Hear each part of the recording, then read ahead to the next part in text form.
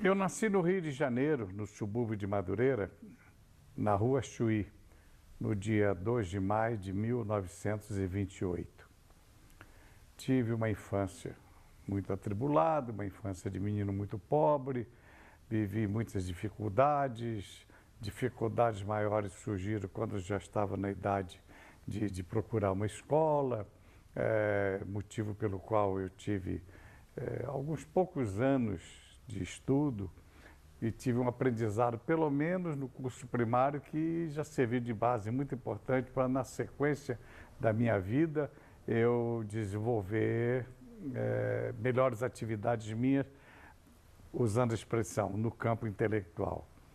Mas, em verdade, a minha vasta cultura nasceu depois que tornei-me jornalista, e isso já se vão 57 anos, uma vez que, com o meu estilo de reportagem, com o conhecimento que tive, os ambientes que frequentei, as autoridades que entrevistei, as muitas leituras a que tive acesso, e a mania natural e necessária e salutar de sempre ouvir mais do que falar, me permitiu ouvir grandes figuras da política, da administração pública, grandes intelectuais, enfim, toda a soma de entrevistas que realizei ao longo da minha vida me deu uma base de cultura relativamente boa, me permitindo desenvolver o meu trabalho hoje mais do que nunca, de forma muito segura, seja qual for o tema a ser abordado. Então, em síntese, essa minha vida se inicia com muita dificuldade, como dizia, e até os 17 anos de idade. Aos 17 anos, eu, que trabalhava no comércio local de Madureira, onde eu trabalhei, onde eu morei, onde eu nasci, inclusive, durante 4 anos, dos 13 aos 17 anos, trabalhei no comércio local de Madureira. Mas em 1945, já com 17 anos de idade, eu me aventurei ser viajante, ao tempo que se chamava os viajantes comerciais de caixeiros viajantes. E comecei então a viajar o Brasil. O primeiro estado que eu conheci foi o estado de São Paulo, a capital de São Paulo, em 1945. E essa minha atividade, que se estendeu por vários estados brasileiros, como vendedor, como viajante comercial, representando grandes empresas de vários ramos de atividades do Rio de Janeiro, do calçado até o tecido, isso me permitiu um novo bom relacionamento na minha vida e, ao mesmo tempo, que eu me desenvolvi muito no que concerne a maneira de falar, de me entender com as pessoas, de argumentar, enfim. Depois de decorridos 11 anos dessa minha vida profissional, muito difícil, aos tempos que as estradas praticamente não existiam no Brasil, em que todas as nossas viagens eram feitas por ferrovias, Central do Brasil e tantas outras que serviam outros estados brasileiros, Central do Brasil, eu cito porque era o elo principal de ligação entre Rio e São Paulo. Passado esse tempo de vida muito difícil, principalmente para um jovem com pouca experiência na vida, essa vida de viajante comercial, eu parei no Rio de Janeiro, refletindo um pouco sobre a minha vida. A essa época eu já namorava uma moça que eu estava gostando muito, que pretendia casar, o que aconteceu no ano de 1953. Então, nesse período, ou nesse ano de 1953, numa das minhas conversas de roda de amigos e colegas no Rio de Janeiro, no centro do Rio, aliás, uma casa tradicional, um bar famoso chamado Amarelinho, onde intelectuais, artistas, viajantes, repórteres, enfim, se encontravam, eu, uma determinada noite, conheci à época, o maior repórter policial do Rio de Janeiro, chamado Nilton de Souza. E conversando com esse colega, ele, de repente, por algum motivo, se interessou e ouviu um pouco a minha história, e, para surpresa minha, em determinado momento, ele disse que achava que eu tinha uma boa dicção, que eu poderia aventurar a minha vida no rádio, e que ele trabalhava numa rádio chamada Rádio Continental. O que foi a Rádio Continental no Rio de Janeiro? Essa emissora foi inaugurada em 1948, na mesma época em São Paulo, a Rádio Pan-Americana, hoje a Jovem Pan. Tanto a Continental no Rio como a Jovem Pan em São Paulo, a Pan-Americana, elas eram especializadas em jornalismo e esporte, exclusivamente 24 horas de transmissão o ano inteiro, focando jornalismo e esporte. E então achei que era uma aventura muito arriscada, aquela que o Newton de Souza me oferecia. Qual é essa aventura? Olha, nós vamos ter um concurso para a escolha de um repórter, porque a nossa equipe é uma equipe famosa, uma equipe de grandes nomes, todos nós repórteres somos muito respeitados, muito queridos aqui no Rio de Janeiro, aqui na capital da República, e é uma tarefa muito difícil, é uma parada muito difícil, mas eu acho que você devia tentar. Se você não ganhar, pelo menos, já dizia o colega Newton de Souza, você vai levar consigo uma experiência interessante, que é essa de tentar o rádio.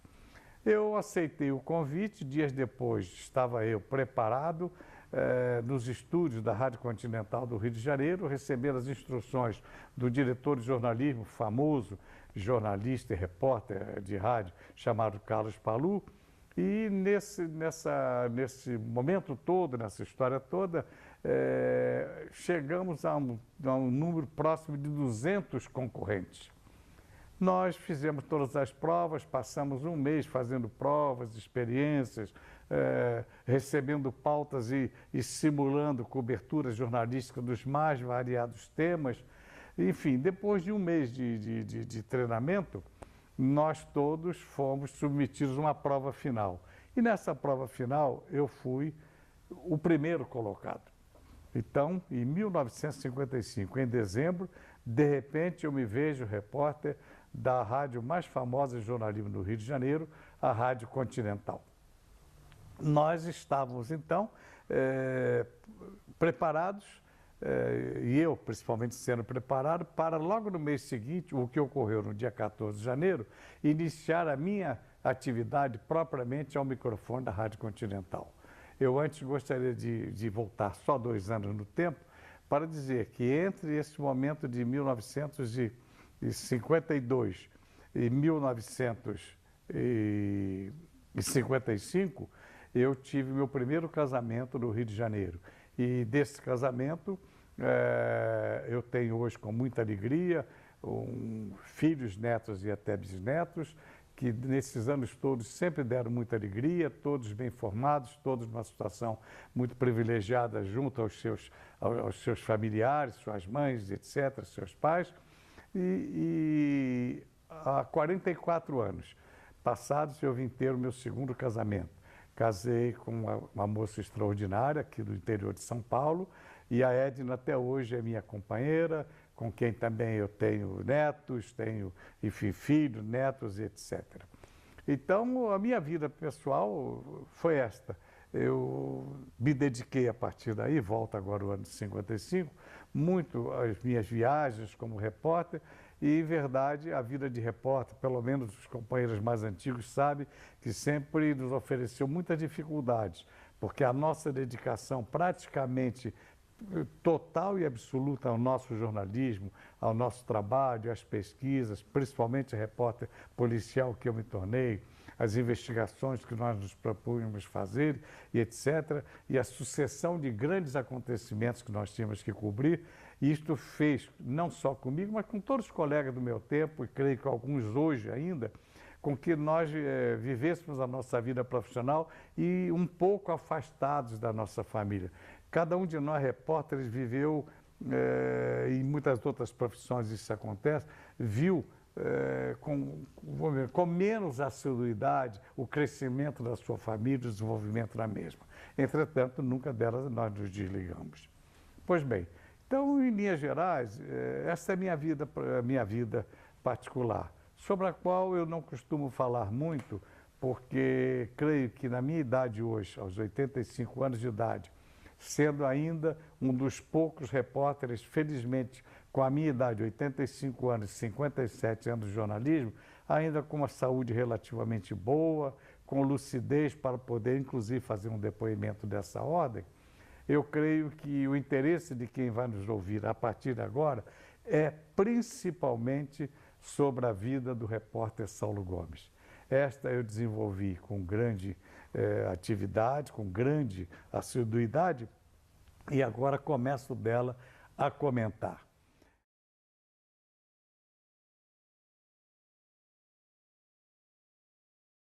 Eu iniciei a minha carreira no microfone precisamente no dia 14 de janeiro de 1956.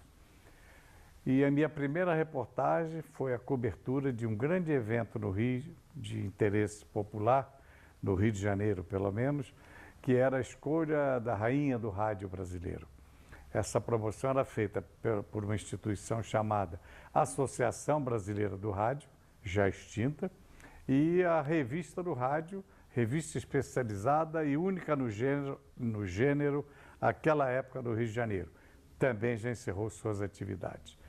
E eu iniciei no dia 14 de janeiro, depois de ter sido aprovado em dezembro de 55, num concurso muito disputado com 200 outros rapazes que tentaram ocupar a única vaga na maior emissora de reportagens e cobertura esportiva no Rio de Janeiro, chamada Rádio Continental do Rio de Janeiro, que foi fundada em 1948. Foi a primeira emissora no país, no Rio de Janeiro, a se especializar em jornalismo e esporte e, como disse, inaugurada em 1948 no Rio de Janeiro. Eu fui aprovado no concurso no mês de dezembro, e, portanto, no dia 14 de janeiro, depois de um mês de estágio, estava eu preparado para ocupar o microfone daquela rádio para uma cobertura. E a cobertura foi exatamente a escolha da rainha do rádio de 1956, de 1955, no dia 14 de janeiro de 56, no Rio de Janeiro. Pois bem, foi uma cobertura razoavelmente boa, pelo menos serviu de embasamento para o repórter, como é natural, emocionado, com algumas dificuldades iniciais de microfone, mas terminado o trabalho, eu já estava, segundo a direção da emissora, apto a desempenhar a minha função. Ato contínuo, logo no primeiro ano, no primeiro mês de trabalho, eu tive a minha primeira grande cobertura, que foi a cobertura do Carnaval de 1956. A disputa numa cobertura de Carnaval no Rio era muito aguerrida. As grandes emissoras da época que cobriam o Carnaval, além da Rádio Continental, onde eu já trabalhava, Rádio Nacional do Rio de Janeiro, Rádio Tupi, Rádio Mauá, Rádio Difusora, Rádio Tamoio, etc., seis ou oito outras emissoras cobriam o Carnaval do Rio de Janeiro. Entretanto, a Continental era considerada a melhor cobertura e a mais preparada para isto. Eu fui escalado pelo Carlos Palu, diretor de jornalismo da época, para fazer a cobertura no Hospital Souza Aguiar. Até hoje, o maior hospital no país, o hospital público no Rio de Janeiro.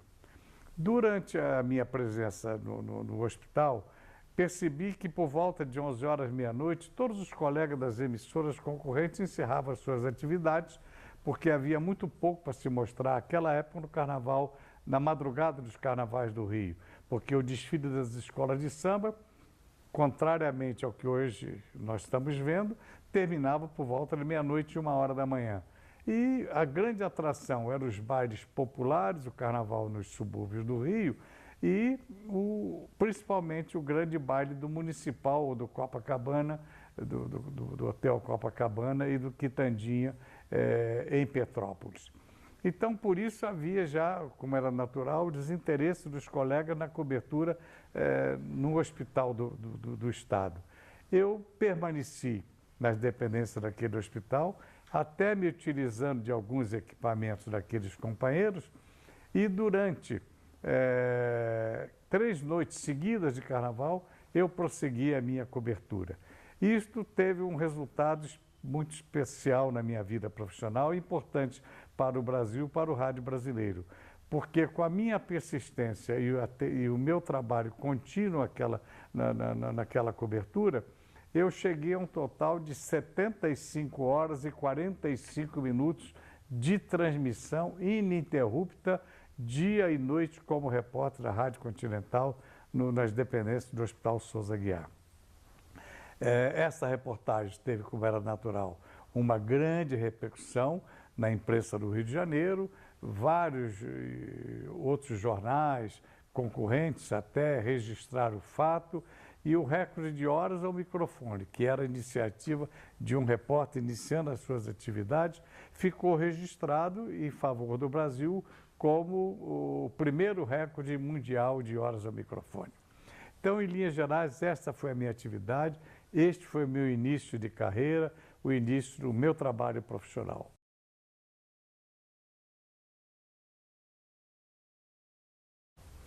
Em dezembro de 1956, ou seja, 11 meses após o início da minha atividade, eu já desenvolvia um trabalho de muito boa repercussão no Rio de Janeiro em termos de público de rádio, porque eu vivia a repercussão da cobertura de carnaval, que me premiou logo no primeiro ano de trabalho, no início do ano.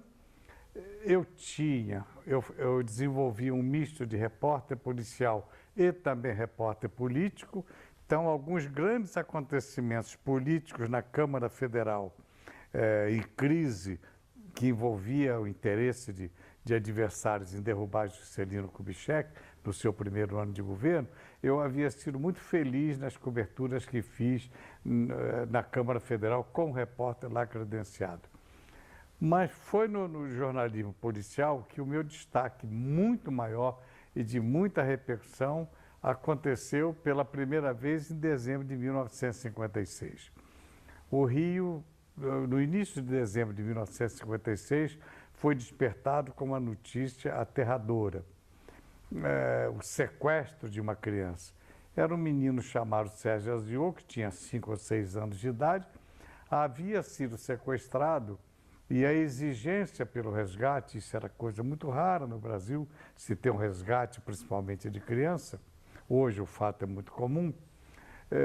O resgate era da ordem de 5 milhões, o dinheiro da época, que eu não lembro qual é.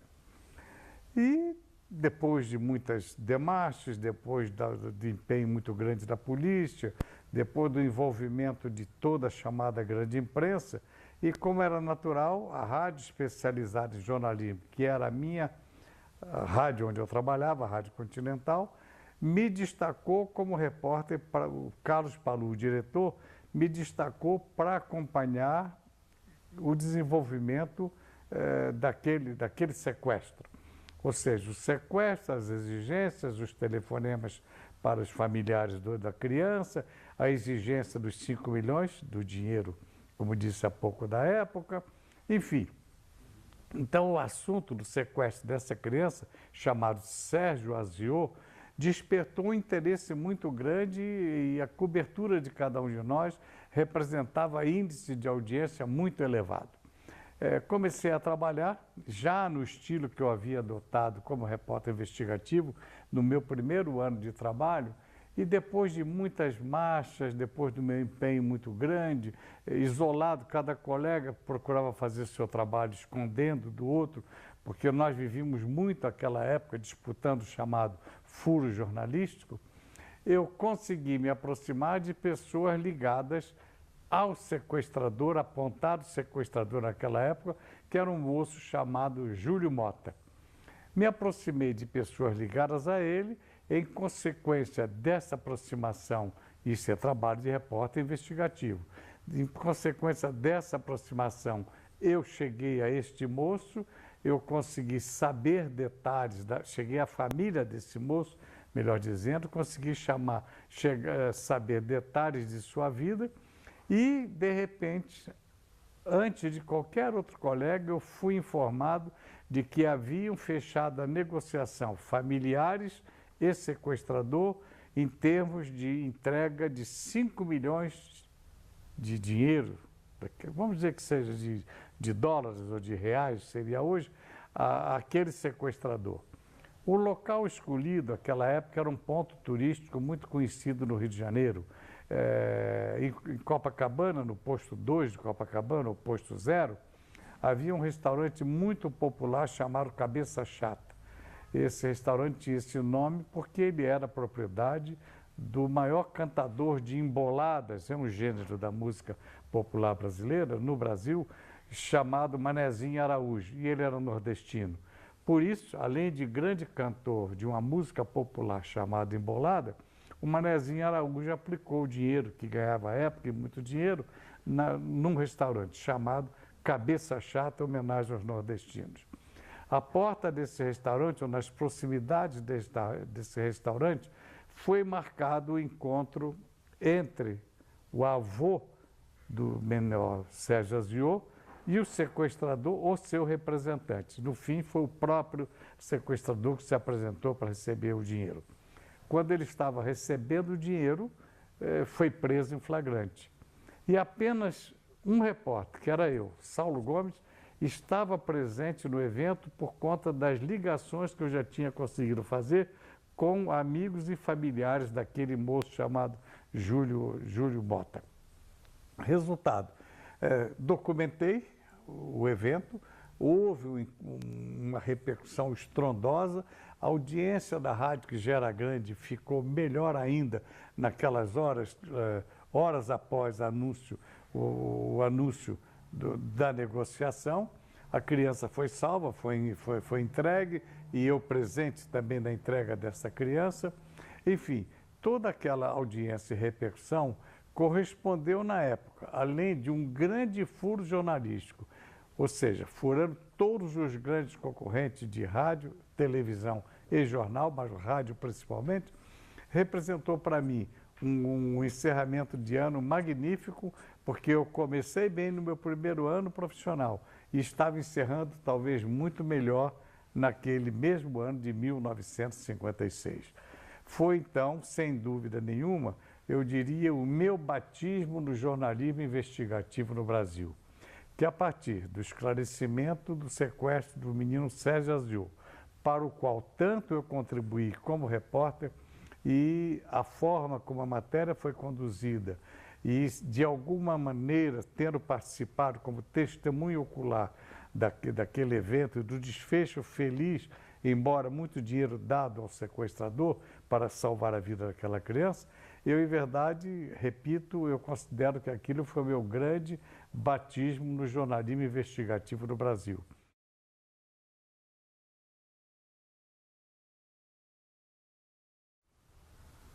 Como disse, comecei no ano de 1956 e no mês de dezembro de 56 surgiu no Rio de Janeiro um outro grande acontecimento que despertou o interesse do jornalismo policial.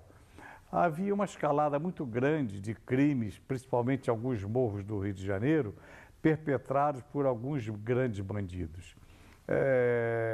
Alguns nomes de grande expressão no crime naquela época eram bandidos famosos, alguns deles, me recordo o nome, Cara de Cavalo, Cabeleira, Zé da Ilha, Mineirinho. Esses eram os marginais da época que tinham muito nome, porque viviam constantemente às voltas com assuntos policiais, e inclusive dois grandes detetives do Rio de Janeiro foram mortos em batidas policiais, inclusive em morros cariocas. Um deles, que hoje tem o seu nome ligado a uma famosa escuderia, o detetive Lecoq, e outro detetive Perpétuo. Então, a morte desses policiais naquela época gerou um ódio muito grande na polícia do Rio de Janeiro. Então, em consequência disso, alguns policiais se reuniram num distrito chamado Invernada de Olaria, é um subúrbio do Rio de Janeiro, um bairro num subúrbio do Rio de Janeiro chamado Zona da Leopoldina. E então, dois grandes policiais daquela época, eram dois detetives, um chamava-se Manga e outro Malta.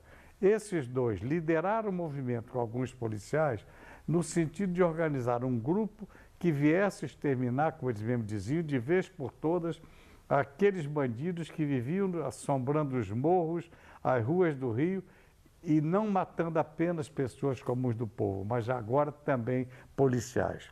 Com isso, foi criado o chamado o primeiro Esquadrão da Morte no Brasil, em 1956. Como disse, principalmente a imprensa policial, os grandes jornais e rádios que cobriam eventos policiais, a Continental sempre mais avançada, porque a especialidade, como disse, era jornalismo e esporte, nós começamos a trabalhar no sentido de descobrir quem eram os verdadeiros integrantes do chamado Esquadrão da Morte, mas principalmente a nossa atenção voltada para esses bandidos, os 4 que acabei de enumerar, porque eram esses os primeiros 4 bandidos caçados por esse chamado Esquadrão da Morte para serem executados. Como, de repente, se concentrou a caçada a um bandido chamado Cabeleira, Luiz de Tal, Cabeleira era o seu apelido, esse moço vivia no Morro do Cruzeiro, de triste memória, Morro do Cruzeiro, que inclusive mais recentemente tornou-se conhecido no Brasil inteiro por ser um dos principais redutos dos traficantes do Rio de Janeiro e que agora está, morro esse que está hoje dominado pela Polícia de Pacificação do governo do Rio de Janeiro.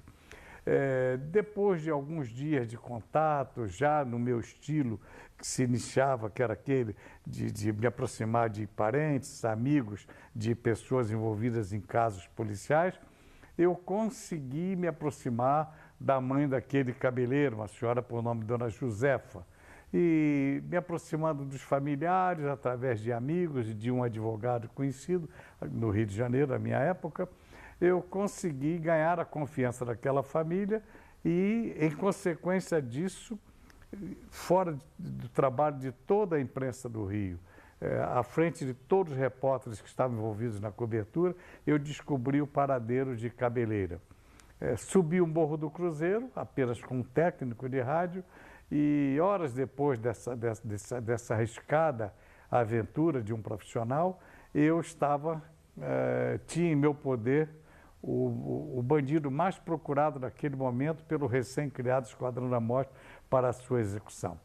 Levei o Cabeleira para a cidade vizinha, porque nós tínhamos o estado do Rio de Janeiro, era o estado vizinho, São João de Meriti era, naquela época, uma cidade que fazia divisa com o Rio de Janeiro, e então, fugindo do cerco policial do chamado Esquadrão da Morte, eu levei o Cabeleira para essa outra cidade, procurei contato com um advogado muito jovem ainda, no seu primeiro ano de trabalho, chamado Wilson Mirza, e este Wilson Mirza, eu destaco o seu nome, porque ele começou, procurado por mim, para defender esse chamado Cabeleira, para me ajudar a tirá-lo da mão do Esquadrão da Morte e levá-lo em segurança para a sede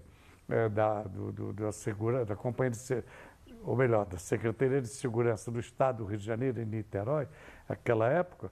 Esse Wilson Mirza, com esse primeiro trabalho, foi crescendo na sua vida profissional e foi, anos depois, um dos advogados do presidente João Goulart.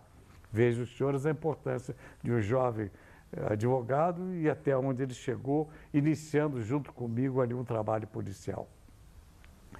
Levamos, então, eu consegui, graças a esse entendimento com o advogado e entendimento com o juiz corregedor daquela cidade, nós tiramos de vez esse Cabeleira, Luiz de Tal, das mãos do risco ou do cerco do Esquadrão da Morte, e depois de uma viagem muito acidentada, muito difícil, passando por várias cidades para sempre manter a distância da polícia do Rio de Janeiro, eu consegui, no dia, horas depois desse trabalho iniciado, entregá-lo são e salvo às autoridades do Estado do Rio de Janeiro. A repercussão e a importância desse trabalho na vida do repórter foi muito importante, porque não protegi um bandido, não me macumunei com as suas atividades, cumpri o dever humano e profissional de protegê-lo, respeitando as autoridades e ajudando a trazer tranquilidade à capital da República, porque a repercussão era muito negativa e a intranquilidade era muito grande, tanto no seio de familiares de algumas de alguns elementos envolvidos com problemas policiais, mas principalmente no seio das famílias dos policiais que viviam constantemente em trabalhos desta ordem, de tanto risco, a fim de eliminar bandidos no Rio de Janeiro, etc. Isso também trazia para os policiais algumas consequências. Resultado,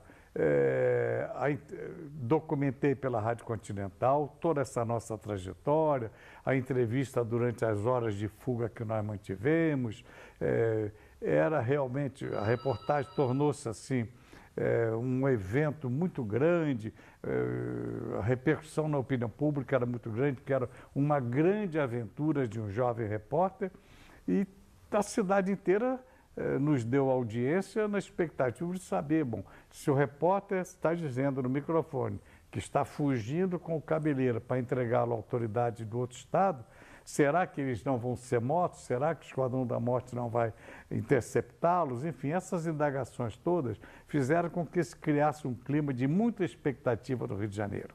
E o resultado, como disse há pouco, chegou a bom termo, porque eu cumpri meu dever, evitei que esse cidadão fosse sumariamente eliminado por um grupo de policiais, quando em verdade deveria acontecer o que aconteceu tempos depois, julgado e condenado e cumpriu a sua pena.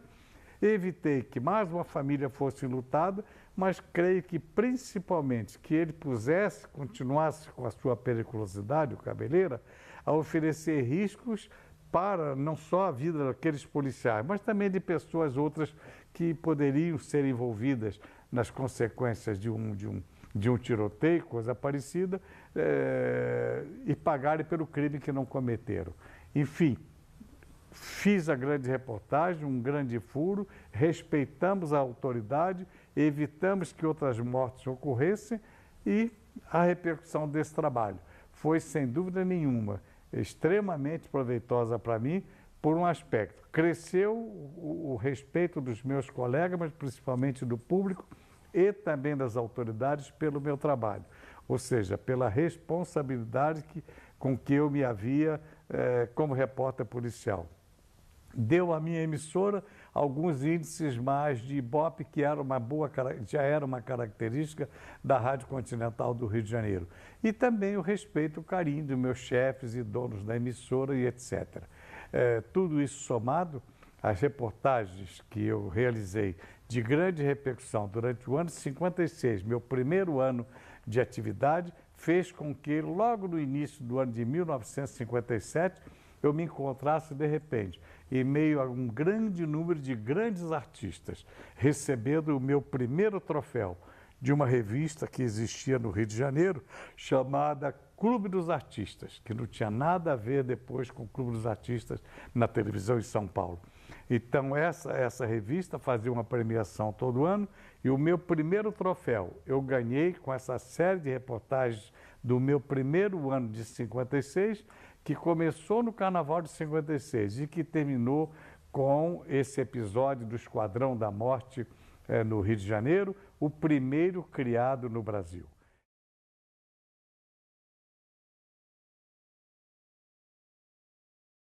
Venho agora falar a vocês do maior destaque e de uma reportagem de repercussão internacional que ocorreu, cobertura exclusiva feita por mim para a minha rádio, à frente de todos os colegas da chamada imprensa brasileira, em Maceió, capital de Alagoas. Rapidamente eu preciso falar de Alagoas, a chamada Terra dos Marechais.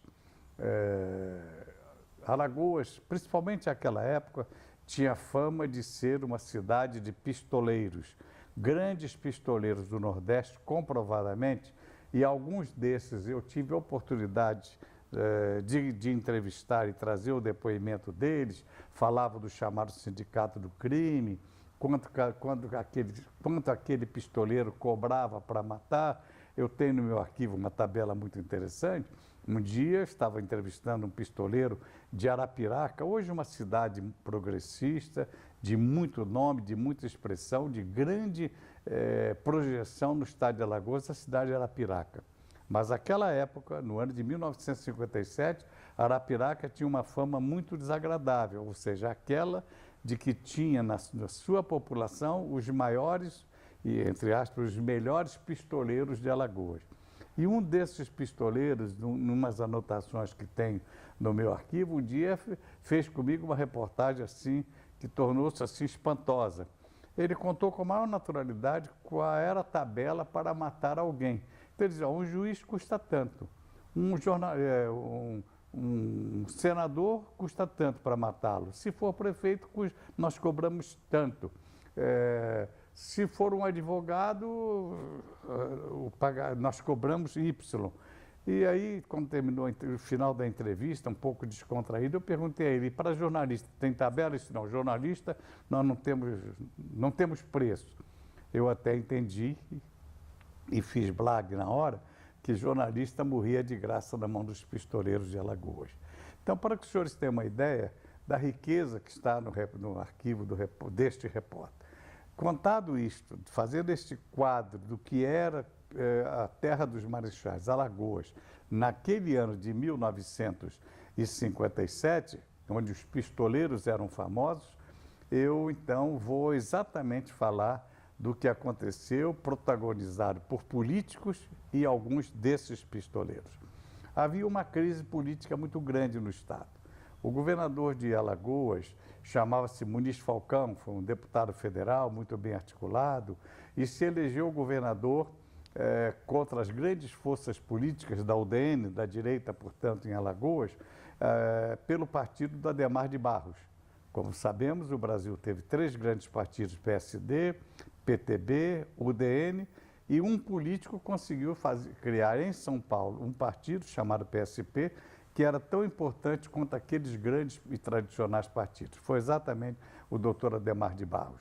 O governador Muniz Falcão era deputado federal do seu partido e se elegeu governador de Alagoas. E começou um conflito muito grande, porque em Alagoas, liderado pelo Teotônio Vilela, pai do recém-reeleito governador de Alagoas, o deputado estadual Teotônio Vilela era o líder na bancada de Assembleia Legislativa de Alagoas de um partido de oposição, justamente da UDN. Foi um dos que liderou este movimento, ao lado de um deputado também já falecido, que foi apontado como o maior pistoleiro do estado de Alagoas, chamado Oséias Cardoso.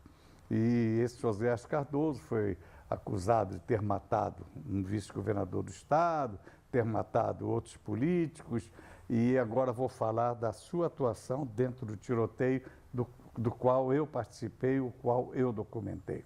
Pois bem, então tudo isso somado, e com essas lideranças que faço referência no momento, Alagoas, de repente, estoura no Brasil uma grande notícia.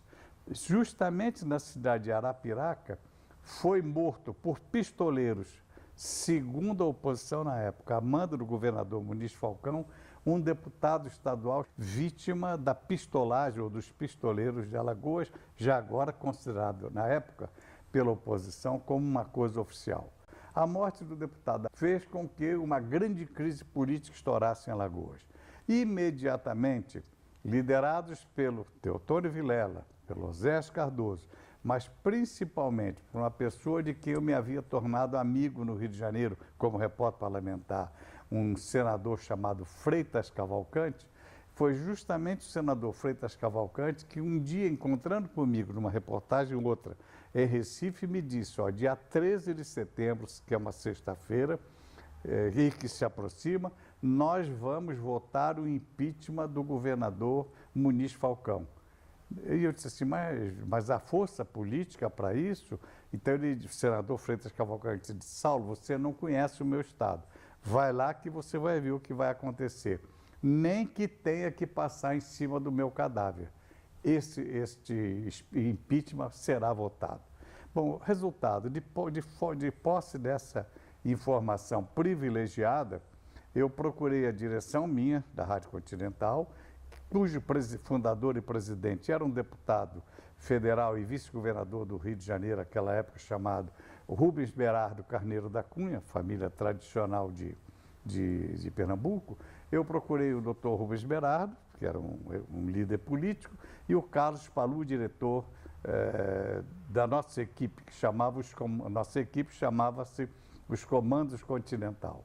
Procurei o Carlos Palu e disse, ó, tem essa informação, vai haver a votação dia 13 de setembro lá em Alagoas, e segundo o senador Freitas Cavalcante, talvez venha a morrer gente, porque a oposição vai lutar para votar o impeachment do governador Muniz Falcão.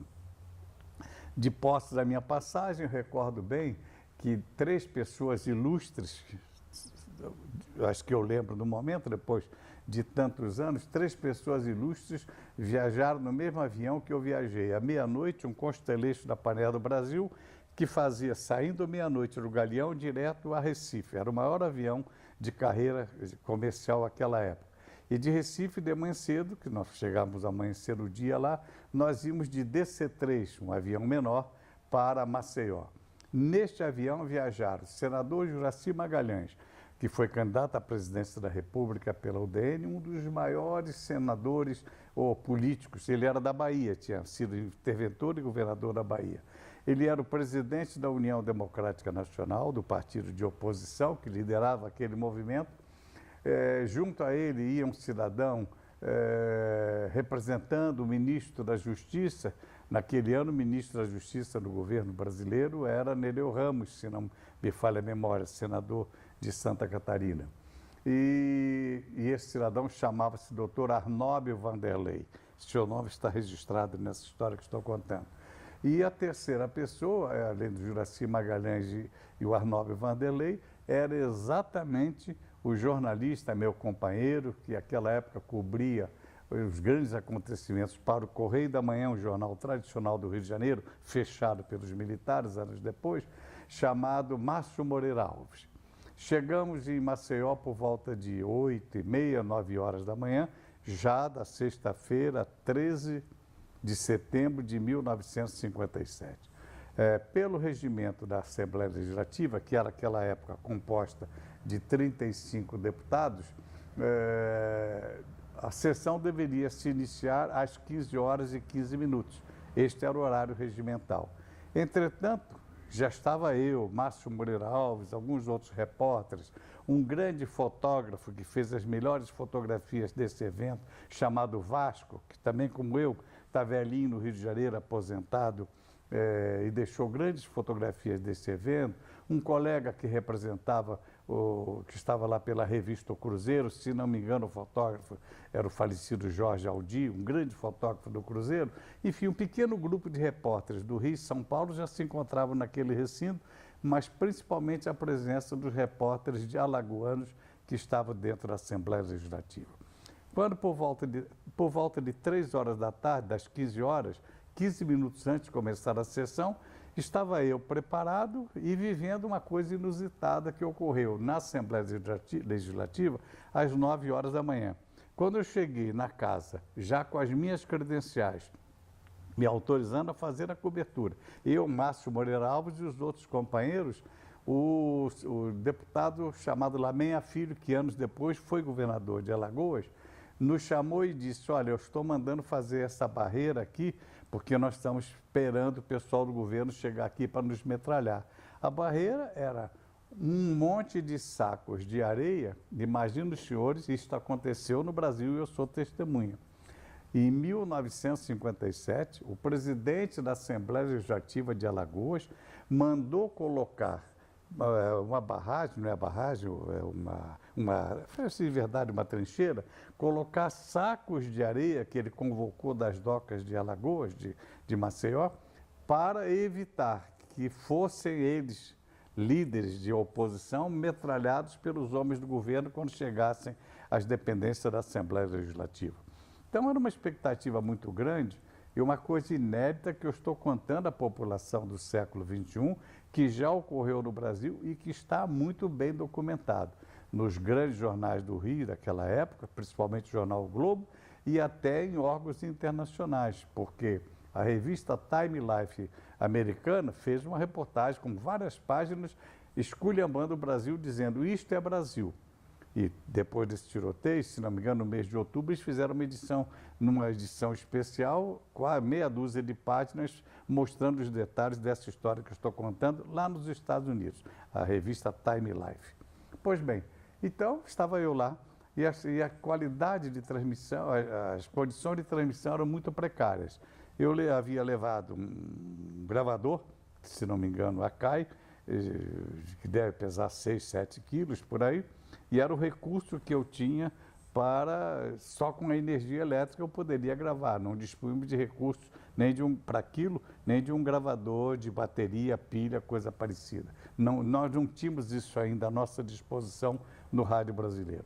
Pois bem, eu estava a manhã inteira, depois de ver aquela trincheira formada pelos sacos de areia do interior da Assembleia Legislativa, e, lógico, diante daquele problema, eu pedi ao próprio presidente Lameia Filho, deputado, que mandasse colocar também no lado onde eu ia ficar para fazer a minha gravação, uma proteção que me valeu, salvou a minha vida e do Márcio Moreira Alves, que foi baleado, mas que graças a esses sacos de areia não deu tempo de ser executado. O Márcio levou um tiro de 45 na sua perna, sofreu muito e foi o repórter, seu colega, que além de gravar todo aquele momento dramático que vivíamos, mas ele e o tiroteio, ainda tive tempo de tirar o meu cinto, fazer um garrote e proteger um pouco meu companheiro, chamado Márcio Moreira Alves, que está aí na história, gerando AI-5 anos depois, quando foi fazer um discurso proibido pelos militares na Câmara Federal, em 68.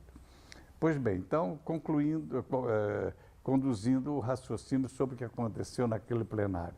Por volta exatamente de 3 horas, surpreendentemente, chega o grupo de deputados do governo do Estado, liderados pelo sogro do governador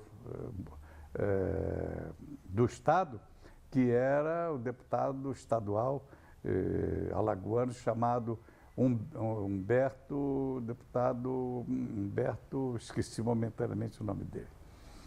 O deputado líder do governo, sogro do governador, chega liderando um grupo de deputados com alguns jagunços, com alguns pistoleiros e sem nenhuma palavra, como estava previsto pela direção da Assembleia, começa a atirar de metralhadora em direção à mesa diretora dos trabalhos e onde nós nos encontrávamos. Por isso, o Márcio Moreira Alves foi o jornalista baleado que estava ali ao meu lado. Começou um tiroteio, esse tiroteio durou em torno de 15 minutos. E eu gravei o tiroteio até mais ou menos 12 minutos por aí, porque uma das balas pegou o gravador e inutilizou o mesmo, e logo a seguir foi cortada a energia daquele local. Então, foi um ambiente assim de total loucura, de total histeria, muitos tiros, muitos gritos. Foram 11 pessoas passadas nas armas, 11 pessoas baleadas. 2 dos deputados que eu lembro estado mais graves, um chamava-se Oscar Barros, se não me engano, mas o prenome Oscar, e o outro era o deputado Onias Barbosa. Esse eu não esqueço, porque ele levou um tiro que atravessou o peito e o buraco que estava em suas costas, eu, no desespero, achava que ia poder ajudá-lo. Ele estava caído ao meu lado, perto do Márcio Moreira Alves, e eu ainda tive a ilusão de que poderia socorrê-lo, que não foi possível, lógico. Então, esse tiroteio representou, sem dúvida nenhuma, um fato inédito na história do jornalismo brasileiro. Nenhum de nós estávamos preparados para receber um evento daquela ordem. E aí veio uma complicação muito curiosa de ordem técnica. Quando nós estávamos, depois de 15 minutos de tiroteio, com um líder do governo, Humberto Mendes, lembrei finalmente o nome do líder do governo, sogro do governador, deputado Humberto Mendes, levou um tiro de metralhadora, uma rajada de metralhadora, e caiu morto com a cabeça encostada na geladeira, num barzinho próximo ao plenário da Assembleia. Então era sangue espalhado por todo lado. Eu mesmo, pelo fato de estar rastejando e até socorrendo o Márcio Moreira Alves e o deputado Onias Barbosa, quem um dia pela internet ouvir em Alagoas esta minha narrativa vai saber e os familiares dessas pessoas, que tudo isso ocorreu desta forma. Inclusive o socorro que procurei prestar a um deputado naquela hora. Pois bem, resultado. Depois de toda aquela gritaria, muito choro, muita gritaria, feridos em estado muito grave, gemendo, etc., Passados esses 15 minutos, nós não sabíamos, estávamos tontos, principalmente eu, totalmente despreparado, tão moço para um evento daquela ordem, quando de repente nós fomos informados que a Polícia Militar, fiel ao governo do Estado, estava com uma caixa de granadas que deveria ser jogada dentro do prédio para eliminar os que ali estavam, sobreviventes, feridos, jornalistas e deputados de oposição. Isto foi evitado por ato de um general, coronel, comandante do Exército lá em Alagoas, chamado Carlos Luiz Guedes. Para os historiadores de hoje, esse general ficou muito famoso, não pela atitude nesse tiroteio em 57, mas em 64, porque ele foi parceiro do general Mourão Filho, quando iniciou o movimento com as tropas mineiras para o Rio de Janeiro, como parte do golpe de 64 para derrubar o que conseguiram o presidente João Goulart.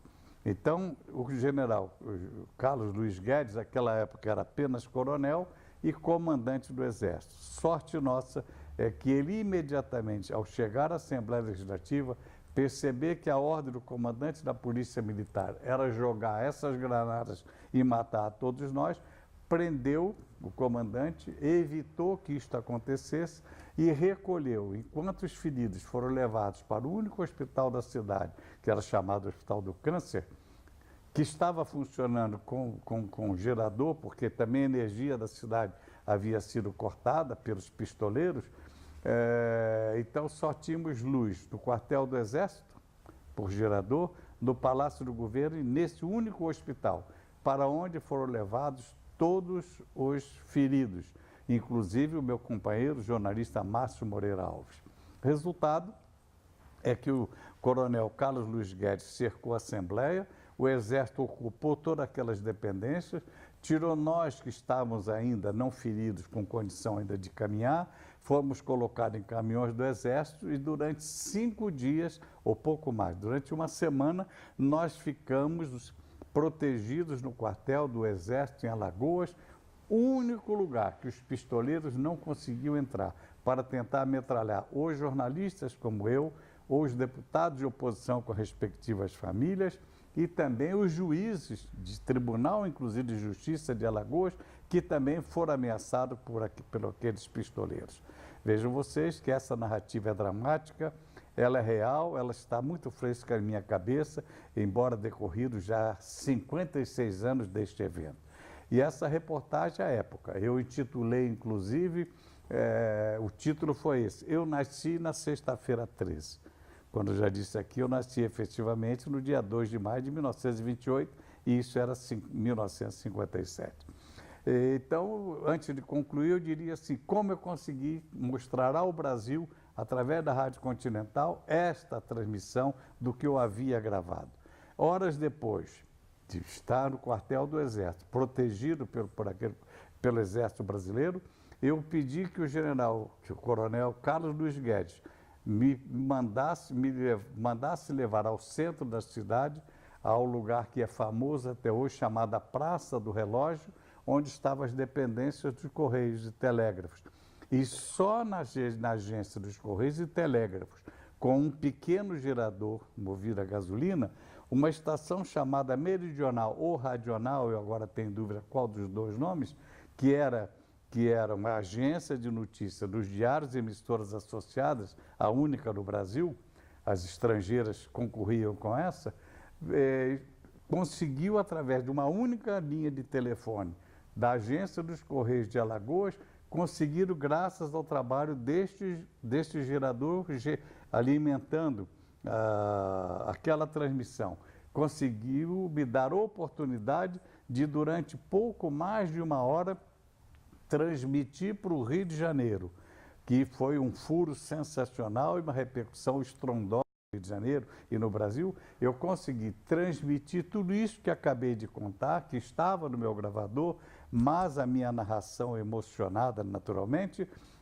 e dramática, o Brasil inteiro, inclusive a capital da República, o presidente Juscelino, tomou conhecimento do que estava acontecendo nas dependências, o que havia acontecido nas dependências da Assembleia Legislativa de Alagoas, graças a essa transmissão exclusiva da Rádio Continental do Rio de Janeiro, por meu intermédio, repito, no dia 13 de setembro, uma sexta-feira de 1957. Então, essa reportagem também me deu uma extraordinária premiação, ganhei mais de um prêmio no Rio de Janeiro, e cujos detalhes não cabem aqui nessa nossa conversa, e a vida continuou. Dias depois regressamos ao Rio de Janeiro, houve muita repercussão, dei muitas entrevistas a outros órgãos de imprensa e, como disse, a imprensa internacional se manifestou de forma desairosa em alguns casos e de forma torpe em outras, mas de alguma forma com alguma razão. Eles mostravam um acontecimento desta ordem. Uma casa de 35 deputados, onde ao invés de debaterem, eles combateram durante várias horas. No ano de 1985, a convite da família Collor para a maior rede de rádio, jornal e televisão chamada Gazeta de Alagoas, eu coloquei numa das páginas de edição do jornal deles essa minha narrativa com todas as fotos que ofereço nesse instante a vocês que estão me ouvindo, como prova de tudo isso que aconteceu e os momentos dramáticos que, através da fotografia e só desta forma, eu vou poder oferecer a vocês.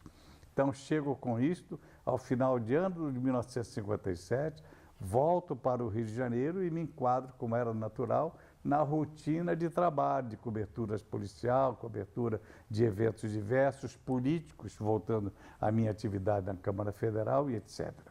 Então, eu deixo com vocês o que foi o ano de 1957, a maior de todas as reportagens no gênero que um repórter até então havia conseguido realizar.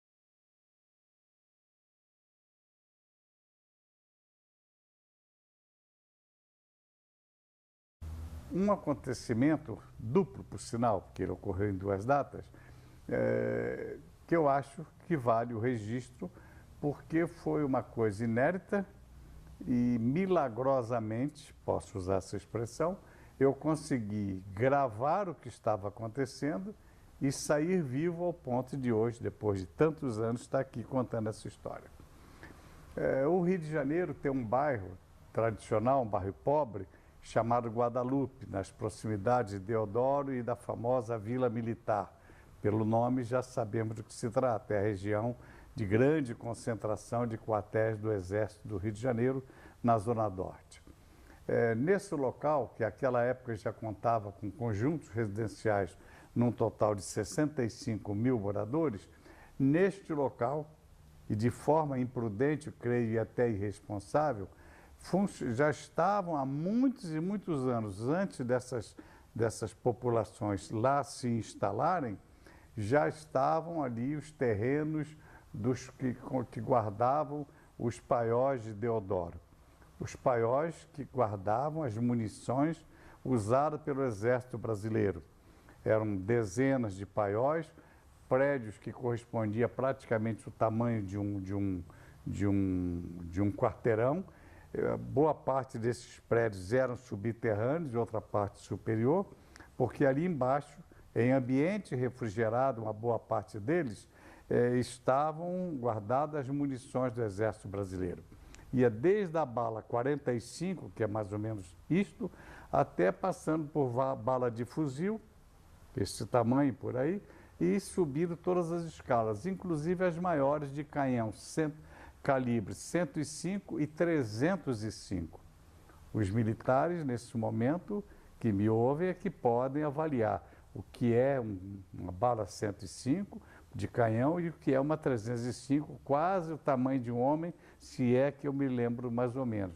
Não sei se tem 1 metro e pouco. Então, essas munições guardadas, por motivo que nunca o Exército mostrou, quando o Exército fez um balanço do que havia ocorrido nos dias 2 de outubro, 2 de agosto e 2 de outubro, véspera de eleição, por sinal.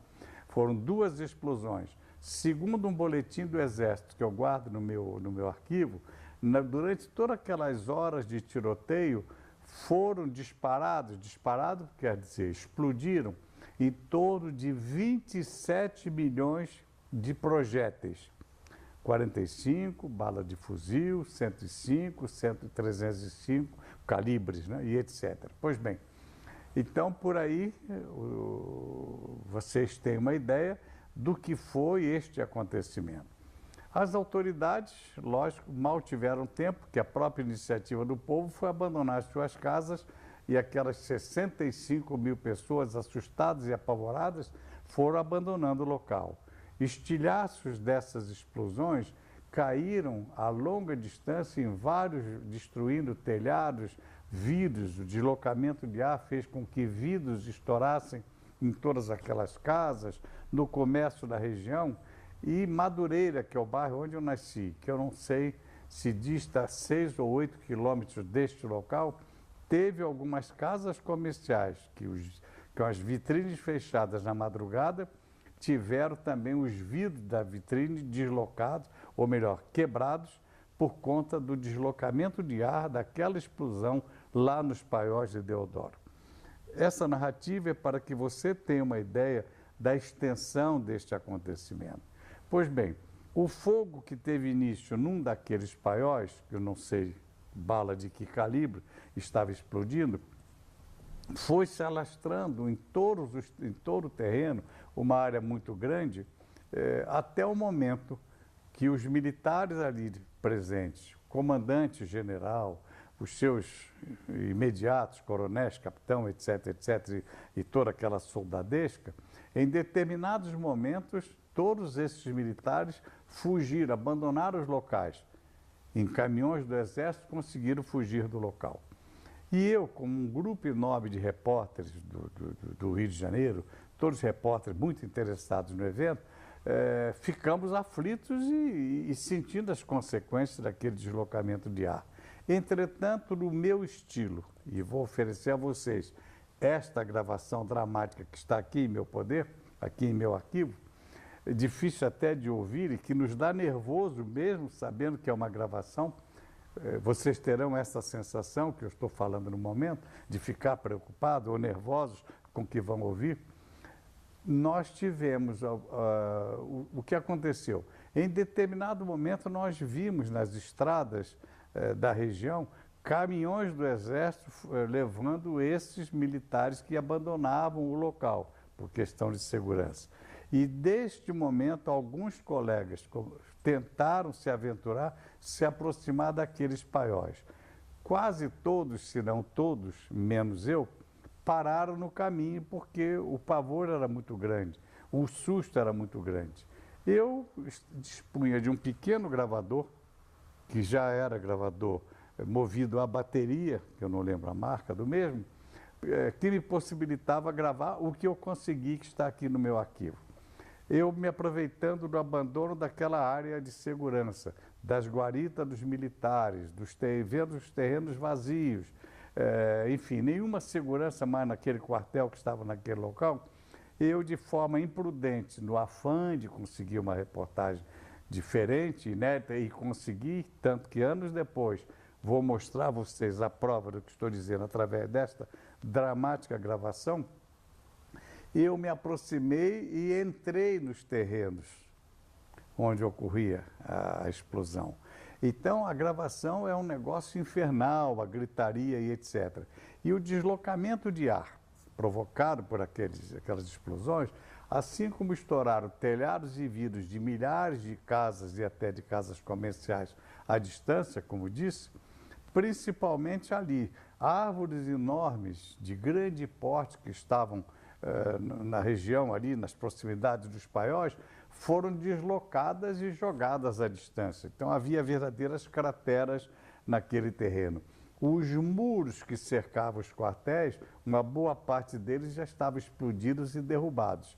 Então eu me vali disso tudo e, de repente, numa das chamadas trincheiras, num daqueles buracos enormes, eu me deparei, de repente, com um grupo de militares, soldados, sargento, capitão, inclusive, tenentes, que não conseguiram fugir daquele local e que, desesperados e assustados, entenderam que aquele buraco, aquela cratera que havia sido provocada por essas explosões, poderia ser, era o único lugar que eles se sentiam um pouco seguros. E ali eu parei.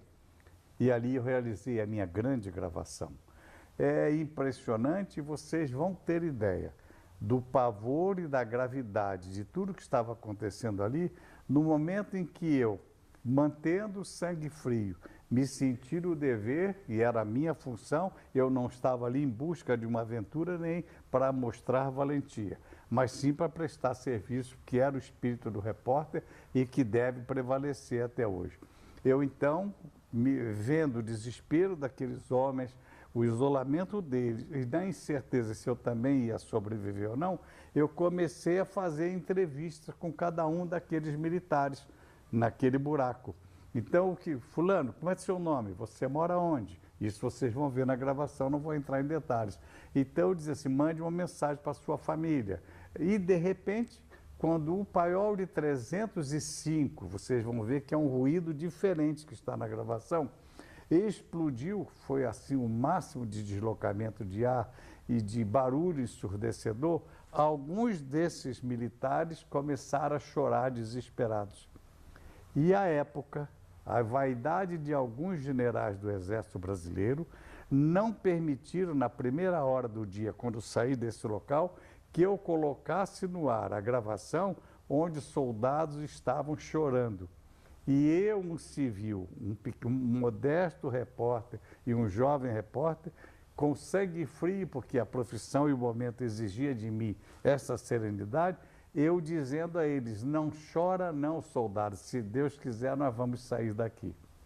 Então isso causou assim, um mal-estar, vamos dizer, na oficialidade do Exército Brasileiro, ao ponto do dono da minha emissora, deputado federal pelo Rio de Janeiro e vice-governador Rubens Berardo Carneiro da Cunha, que era compadre, inclusive, do presidente Juscelino, e, portanto, do Ministério Militar, etc., esse meu patrão negociou, conseguiu autorização do Exército para colocar no ar essa gravação, onde, com milhões de balas, com todas aquelas explosões, que era um barulho ensurdecedor, a voz quase desaparecendo pelo cansaço e pela secura da minha boca, em consequência do calor, que além do mais, há de se destacar, e técnicos conhecem, que a grande quantidade de pólvora e de balas explodindo provocou nas proximidades daqueles paióis um calor muito grande, muito grande. Eu tive problemas no meu ouvido direito, porque com deslocamento diário eu estive na iminência de perder, inclusive, a minha audição. Passei por um longo tratamento médico depois dessa reportagem. Então, esta foi a reportagem que marcou. No ano de 1958, eu errei falando em 1960, é 1958, porque 60 é outro assunto. Em 1958, vou repetir, nos dias 2 de agosto e 2 de outubro daquele ano, explosão dos paióis de Deodoro.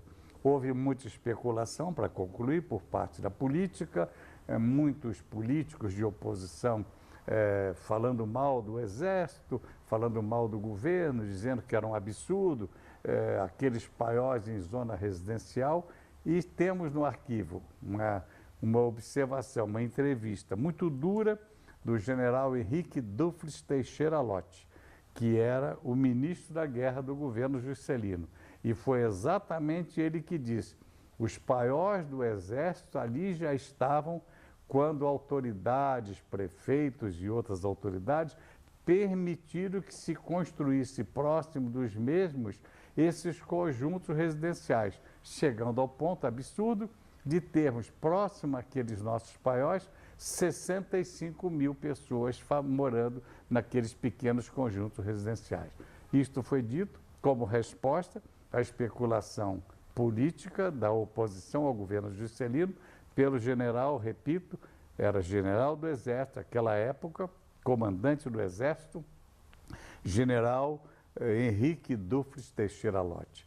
Esta é, portanto, a minha narrativa do ano de 1958, que foi dramático no Rio sobre todos os aspectos, porque nós tivemos 3 grandes acidentes ferroviários, os detalhes não vou comentar agora, um deles na localidade de Magno, que é um subúrbio do Rio, que está em Madureira, com em torno de 20 mortos e um pouco mais de 60 feridos. Logo depois, na localidade de Paciência, a estação de Paciência, próximo a Campo Grande, um grande bairro do Rio, na Zona Norte, pouco mais de 60 mortos, um outro engavetamento de trem e mais de 200 feridos. E na estação Mangueira, na estação de Mangueira, 112 mortos e em torno de 800 feridos.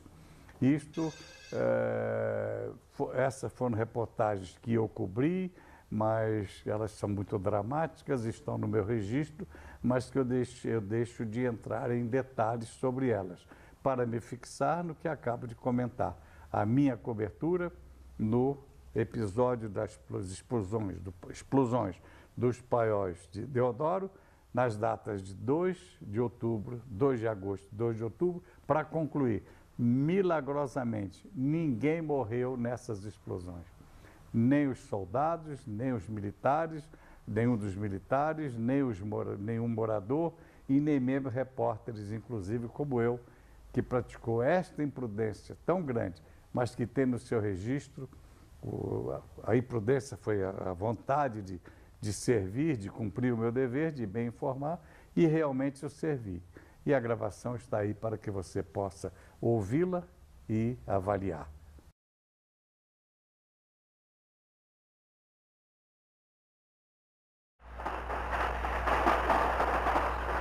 Estamos caminhando paralelo ao local denominado Camboatá, onde ainda prosseguem as explosões nos paióis de Deodoro, quando estamos completando 2 meses das primeiras explosões que abalaram a cidade do Rio de Janeiro. Observe os ouvintes que agora vai aumentando de intensidade as explosões. Temos a impressão que ainda a essa distância de 600 ou 800 metros estamos conseguindo gravar esses ruídos.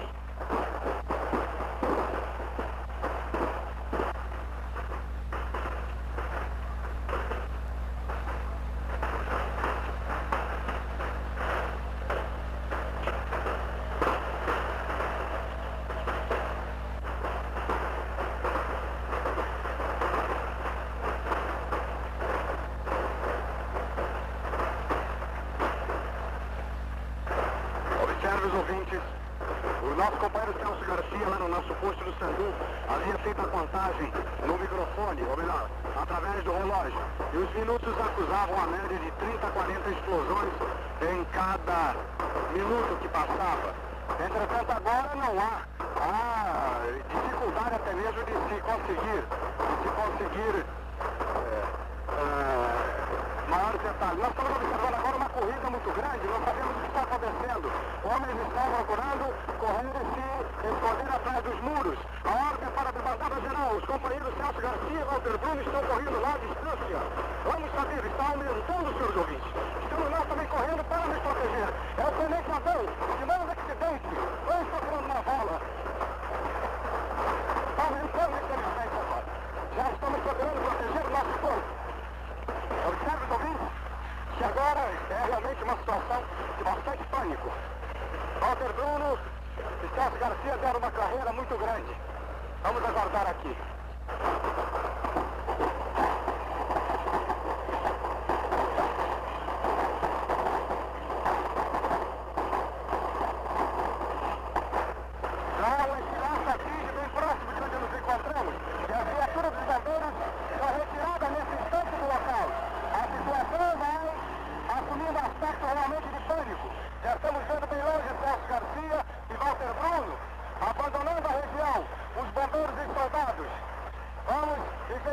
continuar distante dos colegas, que a mais ou menos 1 quilômetro estão se protegendo e abandonando a região. Infelizmente nós não podemos sair daqui agora. Enquanto observe, vai aumentando agora.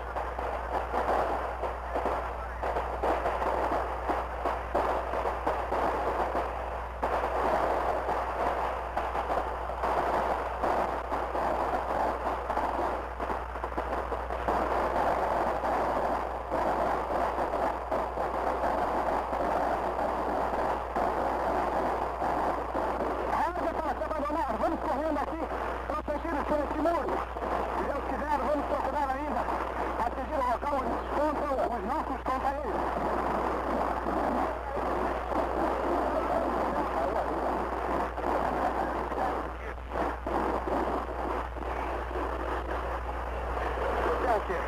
Calma, qual é o seu nome? Genesi. Bom, Genesi, você estava onde quando ouviu essa ordem agora para correr? Estava aqui no local. Quando houve essa ordem aqui, eu já estou querendo caminhar para o quartel, né? Quer dizer, você enxerga onde?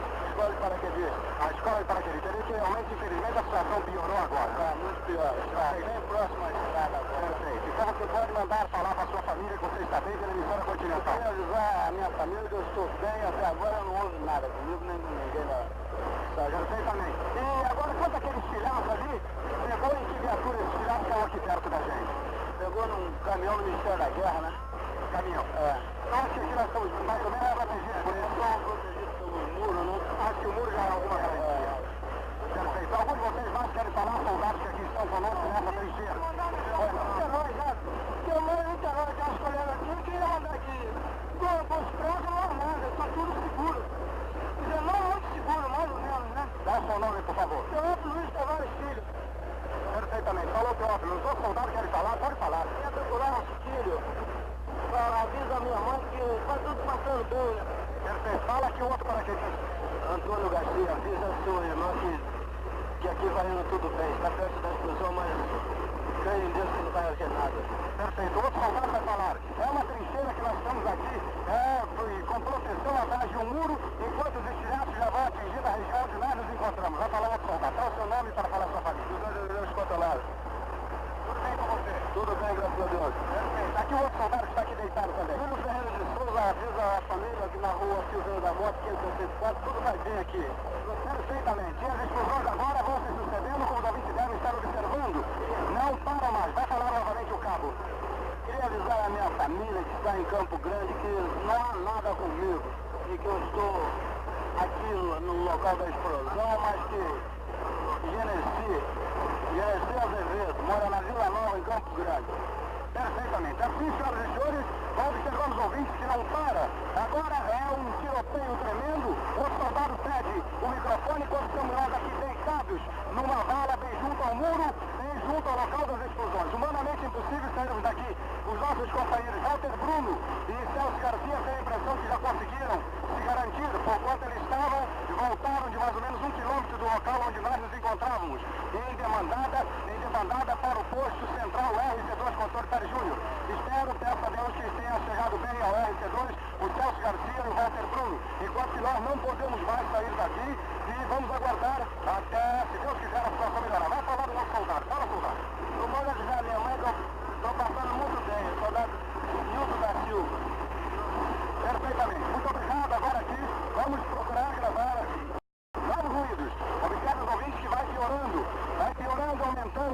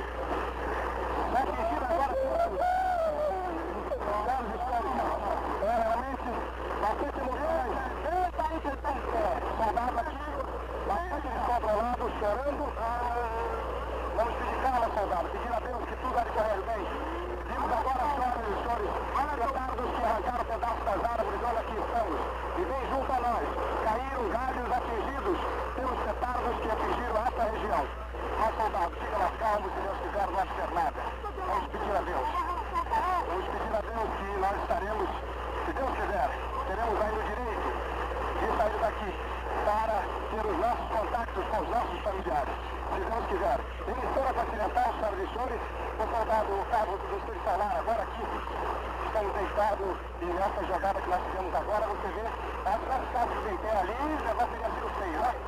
O soldado, você ia falar qualquer coisa, você ia falar qualquer coisa, melhorou um pouquinho, acho que você melhorar não. Olha o caminhão para sair.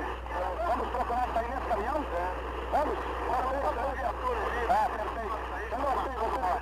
Eu estou na viatura, estou aguardando a hora. Eu queria avisar a minha tia em Campo Grande, a Anitta, que o Odília já não se encontra mais no local da explosão. Eu fui lá para socorrê-lo e não encontrei. Fui com a viatura e não encontrei mais. Perfeito. Então eu vou ver se sai naquele caminhão. Vamos ver se sai naquele caminhão. Perfeito. Vamos correr. Atravessar. Tirando meu filho. Proteja nessa travessia. Alô, soldado, deixa pra cá aí. Vamos seguir aqui. Soldado, agora. Soldado. Vamos sair agora aqui numa viatura. Senhores ouvintes, é o seguinte.